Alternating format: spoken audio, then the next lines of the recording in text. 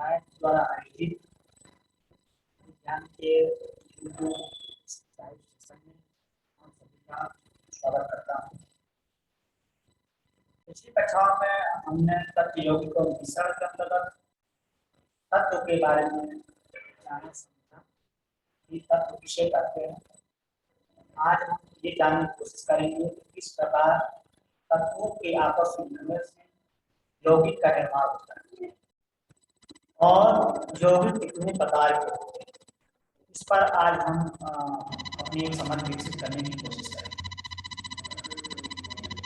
यौगिक, जब हम तत्व के बारे में जान जाते हैं तो हम ये जानने की कोशिश करते हैं क्या दो विभिन्न प्रकार के तत्व जब आपस में मिलते हैं तो उनकी भी कौन सी रासायनिक क्रिया होती है और उस रासायनिक क्रिया के माध्यम से किस प्रकार का पदार्थ का निर्माण होता है। तो जिस प्रकार के पदार्थ का वो निर्माण होता है उसको हम रासायनिक भाषा में यौगिक कहते हैं, इंग्लिश में उसको कंपाउंड कहते हैं। अर्थात जब दो या दो से अधिक तत्व या पदार्थ एक निश्चित अनुपात में, उनका जो भी अनुपात होगा वो निश्चित होगा। ये नहीं कि किसी का अनुपात कुछ दूसरा होगा, किसी का अनुपात कुछ दूसरा होगा। उनका जो भी अनुपात होगा, अगर एक संबंध में 2 का अनुपात होगा तो वो निश्चित होगा, 3 संबंध में 4 का अनुपात होगा तो निश्चित होगा। तो जब 2 या 2 से अधिक तत्व या पदार्थ एक निश्चित अनुपात में रासायनिक क्रिया करके रासायनिक बंधों द्वारा आपस में मिलकर एक नए पदार्थ का निर्माण करते हैं तो इस नए पदार्थ को हम यौगिक कहते हैं या कंपाउंड कहते हैं। जैसे हम घरों में नमक का यूज करते हैं जिसको हम सोडियम क्लोराइड कहते हैं, NaCl कहते हैं। तो यहाँ जो दो तत्व आपस में विभिन्न प्रकार के जो तत्व यौगिक बनने के लिए दोनों तत्व भिन्न प्रकार के होते हैं। तो यहाँ हम जब दो तत्व जो भिन्न प्रकार के तत्व हैं सोडियम और क्लोराइड जब एक साथ संयोग करते हैं तो सोडियम क्लोराइड का निर्माण होता है और जो सोडियम क्लोराइड बनता है उसका जो टेस्ट होता है, जो स्वाद होता है, जो गुण होता है वो सोडियम क्लोराइड के गुण से भिन्न होता है। एक और उदाहरण हम देख सकते हैं, जैसे जल, जिस जल या पानी का सेवन हम करते हैं जो जीवन के लिए अत्यंत आवश्यक है, जल ही कहा जाता है जीवन है, तो जल भी एक प्रकार का यौगिक है जो हाइड्रोजन और ऑक्सीजन जो तत्व है उनसे मिलकर बना होता है। यहाँ हम देख सकते हैं कि हाइड्रोजन के जब 2 तत्व ऑक्सीजन के एक तत्व से सहयोग करते हैं अर्थात 2 हाइड्रोजन परमाणु जब ऑक्सीजन के एक परमाणु से सहयोग करता है तो 2H2O जल के 2 अणुओं का निर्माण होता है। तो जो जल का निर्माण होता है उसमें जो रेशियो होता है हाइड्रोजन और परमाणु का वो 2 संबंध का रेशियो होता है, अर्थात 2 हाइड्रोजन परमाणु होते हैं और 1 ऑक्सीजन का परमाणु होते हैं और इन दोनों के मिलने से H2O अर्थात जल का निर्माण होता है। यहाँ दोनों का अनुपात निश्चित होता है। जल तभी बनेगा जब हम हाइड्रोजन के 2 परमाणु और ऑक्सीजन का 1 परमाणु का आपस में संयोग करेंगे। अगर हम जल बनाने के लिए हाइड्रोजन के 3 परमाणु ले लें और ऑक्सीजन का 2 परमाणु ले लें तो जल का निर्माण नहीं होगा। उनका रेशियो एकदम फिक्स होना चाहिए, निश्चित होना चाहिए या उसके गुणज में होना चाहिए। अगर 2 संबंध 1 के अनुपात में है या 4 संबंध 2 के अनुपात में, मतलब जो भी रेशियो होगा या तो उसके गुणज होगा या एक निश्चित अनुपात में जो जल के निर्माण के लिए आवश्यक है उस निश्चित अनुपात में। यहाँ भी हम देख सकते हैं कि इस तस्वीर में हम देख रहे हैं कि जल के 2 अणु इस प्रकार दिखाए गए हैं कि किस प्रकार हाइड्रोजन के 2 परमाणु और जल ऑक्सीजन का 1 परमाणु आपस में संयोग करता है और संयोग करने के बाद जल के अणु के निर्माण करता है। ये ऑक्सीजन और हाइड्रोजन जो बंध है जो केमिकल स्ट्रक्चर उसका दिखाई दे रहा है, जो एकल बंध से आपस में जुड़े हुए हैं वो बंध मजबूत होता है, और जो दोनों हाइड्रोजन के बीच में जो एंगल बनता है, जो कोण बनता है, वो 109 डिग्री के आसपास होता है, 109 डिग्री का कोण होता है। और अगर ये एंगल या केमिकल स्ट्रक्चर अगर इस प्रकार नहीं बनता है, इस प्रकार निश्चितता नहीं रहती है, तो जल के अणु का निर्माण नहीं हो सकता है। तो यौगिक बनने के लिए एकदम महत्वपूर्ण है कि जिस तत्व का भी हम प्रयोग करें, जिस यौगिक के निर्माण के लिए, उनका अनुपात निश्चित हो।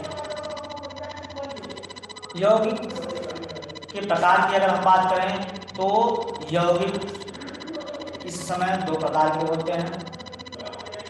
दो प्रकार के यौगिक हमारे वैज्ञानिकों के द्वारा ज्ञात किए गए हैं। ये दो प्रकार के जो यौगिक हैं, एक यौगिक को हम कार्बनिक यौगिक कहते हैं, कार्बनिक कंपाउंड कहते हैं, और दूसरे को हम कहते हैं इनऑर्गेनिक कंपाउंड या अकार्बनिक यौगिक। कार्बनिक यौगिक वो होता है जिसमें कार्बन हाइड्रोजन व्युत्पन्न होता है, जिसमें कार्बन और हाइड्रोजन या कार्बन के साथ अन्य तत्व आपस में निश्चित रूप से मिले होते हैं। अर्थात कार्बन इस यौगिक के निर्माण में कार्बन का निश्चित रूप से मिलना अनिवार्य होता है। अगर इस यौगिक में कार्बन नहीं है तो उसको हम कार्बनिक यौगिक नहीं कहेंगे। तो कार्बन हाइड्रोजन के व्युत्पन्न से कार्बनिक यौगिक का निर्माण होता है। यहाँ हम कार्बनिक कंपाउंड के रूप में देख सकते हैं, यहाँ जो है इस प्रकार CH3 और CH3 जो दो कंपाउंड हैं वो एक साथ आपस में जुड़े हुए हैं और C2H6 का निर्माण कर रहे हैं। जो दूसरा कार्बनिक यौगिक होता है उसको हम अकार्बनिक यौगिक कहते हैं। अकार्बनिक यौगिक वो यौगिक होता है जिसमें कार्बन नहीं होता, अर्थात हाइड्रोकार्बन को छोड़कर शेष सभी यौगिक अकार्बनिक यौगिक कहलाते हैं। जैसे यहाँ क्यूप्रस हाइड्रोक्साइड, कैल्शियम कार्बोनेट, ये एक कार्बनिक यौगिक का उदाहरण। अब यौगिक होने के लिए यौगिक कुछ विशेषताएं होती हैं, उन विशेषताओं को हम देखते हैं। यौगिक की सबसे पहली जो विशेषता होती है वो ये होती है कि यौगिक के जो तत्व होते हैं, अर्थात जिन तत्वों के मिलने से यौगिक का निर्माण होता है, उनका अनुपात निश्चित होता है। जैसे अगर हम बात करें जल के यौगिक की, तो जल के यौगिक में हाइड्रोजन के दो अणु और ऑक्सीजन, हाइड्रोजन के दो परमाणु और ऑक्सीजन के एक परमाणु, ये दोनों एक निश्चित अनुपात में, दो संबंधी एक के अनुपात में आपस में सहयोग करते हैं, तभी जल के अणु का निर्माण होता है। दूसरा, यौगिक के निर्माण में हमेशा प्रकाश, उष्मा, विद्युत आदि का अवशोषण या निष्कासन होता है। अर्थात जब भी यौगिक निर्माण होता है तो या तो उष्मा का निष्कासन होता है या उष्मा का अवशोषण होता है। प्रत्येक यौगिक शुद्ध और समांगी पदार्थ होता है। जो भी यौगिक का निर्माण होता है, जब तत्व आपस में एक दूसरे से मिलते हैं और यौगिक का निर्माण करते हैं, तो ये जो यौगिक होता है शुद्ध होता है। और समांगी का तात्पर्य कि उसमें ये नहीं होता है कि यौगिक के निर्माण के बाद हम उन तत्वों को अलग अलग देख सकते हैं, ऐसा नहीं होता है। मतलब एकदम जो है उसमें मिला हुआ होता है, एकदम समांगी होता है, हमको अलग अलग नहीं कर सकते। यौगिक के अणुओं को साधारण भौतिक विधियों द्वारा विभाजित नहीं किया सकता है, क्योंकि ये बहुत प्रबल बंध द्वारा बंधे होते हैं। इनके बीच में जो बंध होता है या तो सिंगल बंध होता है या डबल बंध होता है या ट्रिपल बंध होता है, जिस बंध के द्वारा ही बंधे होते हैं ये यौगिक। इनके बीच में बंधों के बीच में जो फोर्स लगा होता है वो बहुत स्ट्रांग होता है। और सभी यौगिकों का एक निश्चित गलनांक और क्वथनांक होता है कि किस ताप पर वो ताप से नीचे ताप पर वो गल जाएंगे और किस ताप पर वो खोलना शुरू कर देंगे, अर्थात उबाल आना उसमें शुरू हो जाएगा। किसी भी यौगिक के गुण उसके आवृत्ति तत्वों के गुण से भिन्न होते हैं। जैसे अगर हम हाइड्रोजन के दो परमाणु लें और ऑक्सीजन के एक परमाणु लें और दोनों को मिला के जल के अणु बनाएं, तो जो जल के अणु के जो गुण होंगे वो हाइड्रोजन और ऑक्सीजन के प्रमाण के गुणों से भिन्न होंगे, अर्थात किसी यौगिक के गुण उनके अवयवी तत्वों के गुण से भिन्न होता है। और एक और बात यह होती है कि जो यौगिक होते हैं वो हमेशा दो भिन्न प्रकार के तत्वों से मिलकर बने होते हैं। तो आज हमने एक समझ विकसित की कि यौगिक क्या होता है, यौगिक कितने प्रकार का होता है, और निश्चित रूप से हम इसको समझने में सफल हुए। इसी के साथ आप सभी लोग का बहुत बहुत धन्यवाद।